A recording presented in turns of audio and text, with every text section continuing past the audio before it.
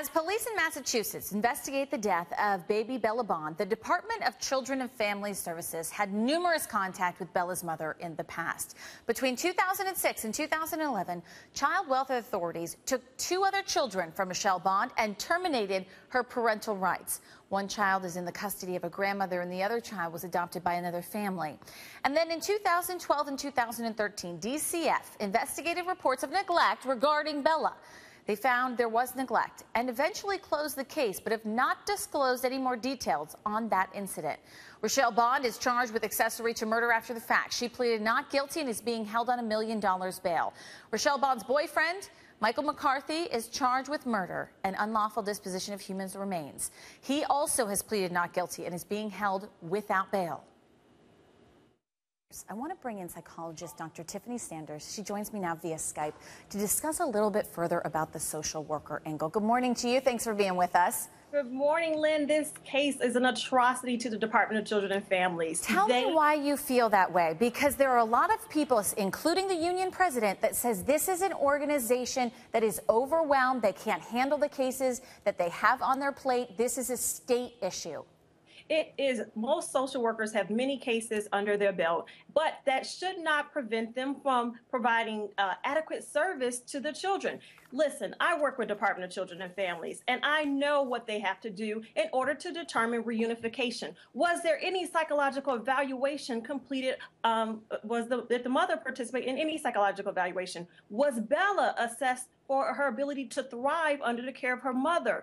Did we have parenting classes assigned to the mother? Did she go? Did she attend? Did she progress through it? There are so many questions that are left unanswered. And if these procedures were put in place, including did mom see a counselor for drug and alcohol addiction? Okay, but real quick, you're saying all these things should have happened, but is that protocol? Are those the rules that these social workers have to follow, requiring parents to go into these rehab facilities?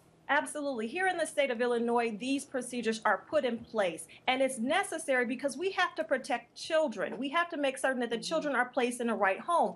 I go in and I do parenting observations, and I determine whether mother is interacting with her children in a healthy manner. These things should have been stipulated on this case, and what instead happened was the adults failed baby Bella. They removed responsibility, and as a result, she is dead, and it's unacceptable. Well, I want to get into the statement from the agency. They say while the child's case was closed over 2 years ago under the previous administration, the department is looking into the matter in efforts to improve the way the department cares for the children in its custody.